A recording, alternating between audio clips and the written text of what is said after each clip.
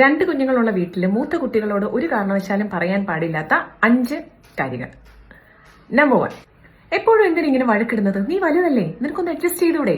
Number 2, നിന്നെക്കാട്ടി maturity ഉണ്ട് അവൾക്ക്, കൊച്ചായിട്ടും എന്ത് നന്നായിട്ട് ചെയ്യുന്നേ നോക്ക്. നമ്പർ 3, നീ ഇത്രയും വലുതല്ലേ, ഈ പാവയും കളിപ്പാട്ടൊക്കെ നിനക്കിപ്പോ എന്തിനാ അവൾക്ക് കൊടുത്തേ? നീ കുറെ നാള് കളിച്ചതല്ലേ, ഇനി ഇപ്പൊ അത് അവനാ, നിന്നെ കൊണ്ട് ബോഡിക്ക് നിർത്താൻ പോവാ. വയ്യ, മടുത്തു. പലപ്പോഴും അഡ്ജസ്റ്റ്മെന്റ്, തിരുത്തൽ ഇതെപ്പോഴും നമ്മൾ മൂത്ത കുട്ടികളുടെ അടുത്ത് മാത്രം പറയും, ഒരിക്കലും പാടില്ല. മൂത്ത കുട്ടികൾ ഇതുവഴി എത്രമാത്രം ഐസൊലേറ്റഡ് ആവുന്നുണ്ട്, അബാൻഡൻഡ് ആവുന്നുണ്ട് എന്ന് നമ്മൾ മനസ്സിലാക്കുന്നില്ല. ഇത് പറയാനുള്ള കാര്യം, എനിക്ക് വന്നൊരു കേസ് കഴിഞ്ഞ ദിവസം കൊച്ചിയില് 1 വയസ്സുള്ള കുഞ്ഞ്, കിടന്നുറങ്ങുന്ന കുഞ്ഞിന്റെ മുകളിലോട്ട് തലയാണ വെച്ച് മൂത്ത കുട്ടി 6 വയസ്സുള്ള കുഞ്ഞ് പോകുന്നെങ്കിൽ അങ്ങ് പൊക്കോട്ടെ, ആർക്കും ഇപ്പൊ എന്നെ വേണ്ട എന്നുള്ള ഫീലിംഗ്.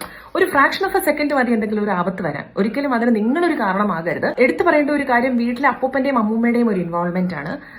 അവരുടെ ഒരു ജനറേഷനിൽ നിന്ന് അവർ ഇച്ചിരി കൂടെ കുഞ്ഞായിട്ട് ചെറിയ കുഞ്ഞിനെ കാണും. അത് കേട്ടോണ്ട് കണ്ടോണ്ടും നിങ്ങള് അതിന് ഈ കുഞ്ഞുങ്ങളെ ഒറ്റപ്പെടുത്തിയിട്ട് പറയരുത്. പേരൻസ് എപ്പോഴും രണ്ടുപേരും ഈക്വൽ ആയിട്ട് കാണുക. അപ്പൂപ്പനും അമ്മൂമ്മയാണ്, അവർ ചിലപ്പോൾ അങ്ങോട്ടും ഇങ്ങോട്ടും പാർഷ്യാലിറ്റി കാണിച്ചേക്കും. അത് you don't bother, you be with them equally, treat them equally and express love equally. Okay.